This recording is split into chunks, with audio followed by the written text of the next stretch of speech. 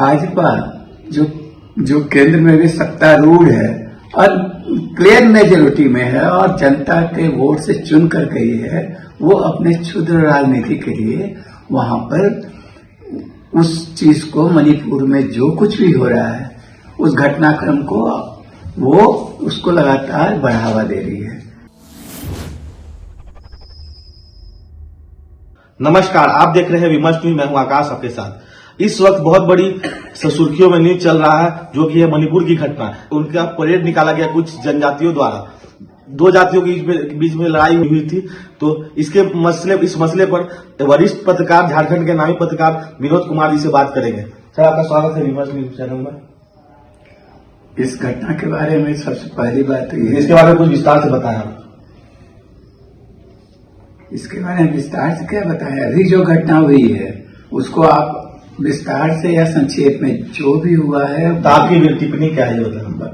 वही तो कह रहे हैं कि वो बहुत शर्मनाक है और उसको और इसको कानून व्यवस्था के प्रश्न के रूप में जो दिखाने का कोशिश हो रहा है वो नहीं है।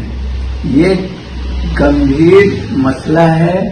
वो एक तरह का, आप इसको कह सकते हैं, नस्ली हिंसा का ही मामला है। और इसमें सबसे दुखद पक्ष है कि भाजपा जो केंद्र में भी सत्तारूढ़ है और क्लियर मेजोरिटी में है और जनता के वोट से चुन कर गई है, वो अपने क्षुद्र राजनीति के लिए वहां पर उस चीज को, मणिपुर में जो कुछ भी हो रहा है उस घटनाक्रम को वो उसको लगातार बढ़ावा दे रही है, केवल क्षुद्र राजनीति के कारण। भाजपा लगभग 8-10 बरस पहले से मोदी और जो लोग आए हैं सत्ता में अभी, तो इन लोगों का मान लीजिए तो कोई क्लेरिज्म 8-10 बरस, 10-12 वर्ष पहले, इसके पहले उस इलाके में मैतेई और वो जो वहाँ के उस समुदाय के जो लोग थे, वो कुकी और नागा, वो लोग तो सदियों से वहाँ साथ रहते रहे और कभी उनमें कुछ है द्वंद्व, लेकिन इसके बावजूद वो सदियों से साथ रहते आ रहे हैं। इस तरह की घटना नहीं होती, उनमें आपसी टकराव नहीं होता था। लेकिन भाजपा जब से आई है भारतीय राजनीति में, वो हर जगह वो धर्म के कार्ड को खेलकर या जहां थोड़ा सा भी किसी तरह का कन्फ्लिक्ट है, सांस्कृतिक रूप से, धार्मिक रूप से, आर्थिक रूप से, उन सब को बढ़ावा देकर किसी तरह वो अपना जनाधार बढ़ा रही है। मणिपुर में भी यही हो रहा है। मणिपुर में वो संघर्ष शुरू हुआ मैतेई समुदाय और कुकी और नागा समुदाय। मैतेई समुदाय समतल इलाके में रहते हैं और कुकी और जो हैं वो लोग पहाड़ों पर रहते हैं। और अब मैतेई समुदाय के लोगों ने डिमांड किया और उसको वहां कोई विधानसभा में पारित होकर प्रस्ताव नहीं गया, बल्कि ऊपर से कोर्ट के हस्तक्षेप से ये मामला सामने आया कि इनको जनजातीय सूची में शामिल किया जाए मैतेई समुदाय को। मई में ये आया था कोर्ट का ये निर्देश, और उसके बाद इसके विरोध में जनजातीय समूह जो पहाड़ों पर रहते हैं उन लोगों ने विरोध प्रदर्शन। एक सवाल और उठता है कि 2006 में भी ऐसी घटना आई थी सामने। तो उस समय कांग्रेस की सरकार शायद थी, कांग्रेस से गठबंधन थी, तो उस समय क्यों नहीं इन लोगों ने उस तरह से उस मुद्दा को क्यों नहीं उठाया कांग्रेस? सवाल ये कांग्रेस और भाजपा का नहीं, सवाल ये है कि आदिवासी समुदाय के साथ लगातार जो दूसरे धर्मावलंबी हों, चाहे गैर आदिवासी समाज जो है, उन पर सितम और जुर्म ढाता रहा है। कुछ वर्ष पहले असम में इस तरह की घटना हो चुकी थी। असम में भी, बंगाल में भी हुई होगी, और उतना उसका कोई संदर्भ नहीं। यहाँ भी मामला ये है कि भाजपा इस मामले को जनजातीय समूह के एक आदिवासी लड़के के साथ हुआ है, उसके पीछे ये इसको इस रूप में रख रही है, परोक्ष रूप से भीतर से ये वो ईसाई समूह, चूंकि वहां जनजातीय समूह जो भी हैं वो ईसाई बन चुके हैं। मैतेई जो समुदाय है वो हिंदू धर्मावलंबी है, कुछ लोग मुसलमान भी होंगे और धर्मों को मानने वाले भी होंगे, लेकिन कुल आबादी का बड़ा हिस्सा हिंदू हो चुका है। तो ये भाजपा के लिए, भाजपा के नेतृत्व पूर्वोत्तर भारत में कौन जानता था? भाजपा की राजनीति का विस्तार इसी तरह के कंफ्लिक्ट धर्म का कार्ड खेल के वो करती है और उसी क्रम में वहां हो रहा है। तो क्या आपको लगता है कि जातिगत कार्ड भाजपा उस तरह से जातिगत कार्ड नहीं उतरी है? बिहार में थोड़ा थोड़ा जातिगत कार्ड खेला, तो अब जातिगत कार्ड भी खेलना शुरू करेगी भाजपा जातिगत कार्ड से ज्यादा धर्म का है यहाँ मामला। धार्मिक रूप से वहाँ चूंकि एक बहुसंख्यक आबादी, वो चूंकि हिंदू हैं, तो उनको विस्तार का मौका मिला है, उसके पक्ष में मजबूती से भाजपा खड़ी हो गई है।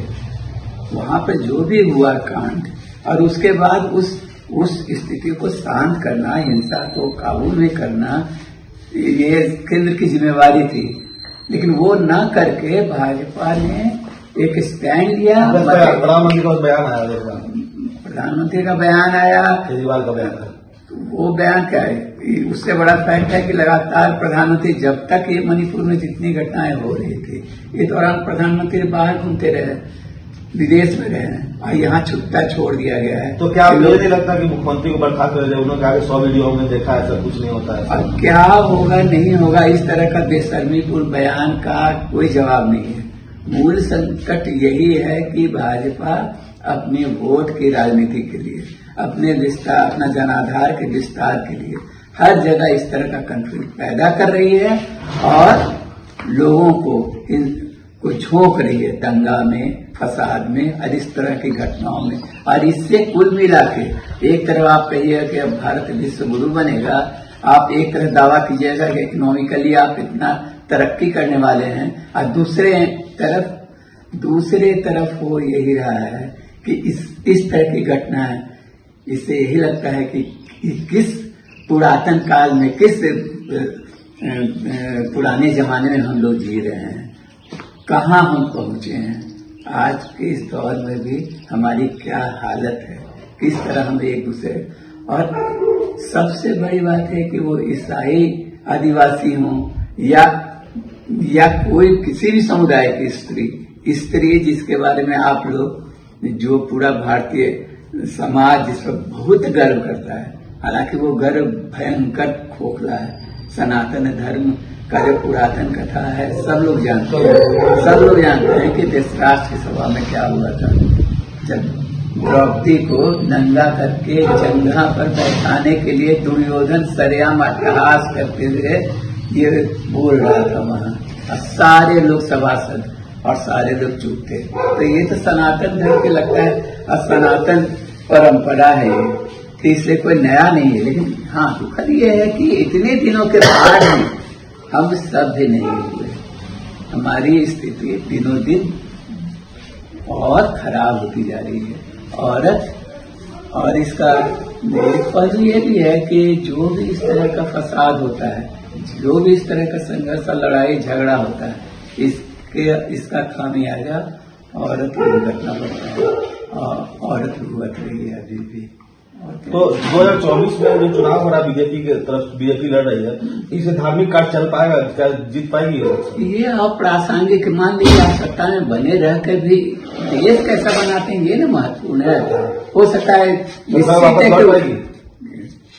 नहीं, एक तो वातावरण पूरे देश में बन रहा है, चाहे लोग धीरे धीरे समझ रहे हैं कि भाजपा किस तरह से काम कर रही है, किस तरह से काम करती है, उसका तरीका क्या है।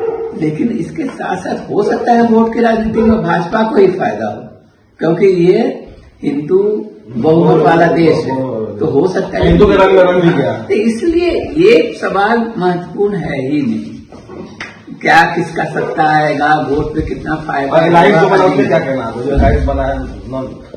नहीं भाई, अब इस विषय को क्लोज कीजिए, अभी इसके साथ इसको मर्ज कराने मत कराइए। ठीक है, बात हो गया। मणिपुर के बारे में साफ है कि भाजपा अपनी दलगत राजनीति के कारण, अपने वोट की राजनीति के विस्तार के लिए, अपना जनाधार बढ़ाने के लिए पूर्वोत्तर भारत में भी अब एक सीमावर्ती राज्य को झोंक रही है।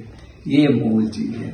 और इसमें एक बात और कहना चाहें कि भाजपा में शामिल जो आदिवासी सांसद हैं, क्योंकि 47 सांसद टोटल हैं, उसमें 31 आदिवासी हैं, लेकिन भारतीय संसद में 41 सांसद, एक टोटल सांसदों की संख्या आदिवासी सांसदों के लिए रिजर्व सीट 47 है, उसमें 41 पर भाजपा का कब्जा है, 31 पर।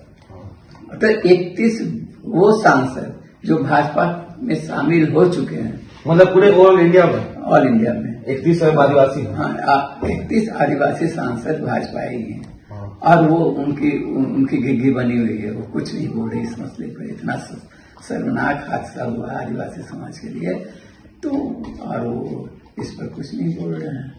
तो इसका मतलब कि भाजपा, यदि आदिवासी समाज ये सोचेगा कि आदिवासी होने मात्र से चाहे कोई राष्ट्रपति आदिवासी हो जाए उनकी अस्मिता और इज्जत बचेगी, इस बात की गारंटी नहीं है।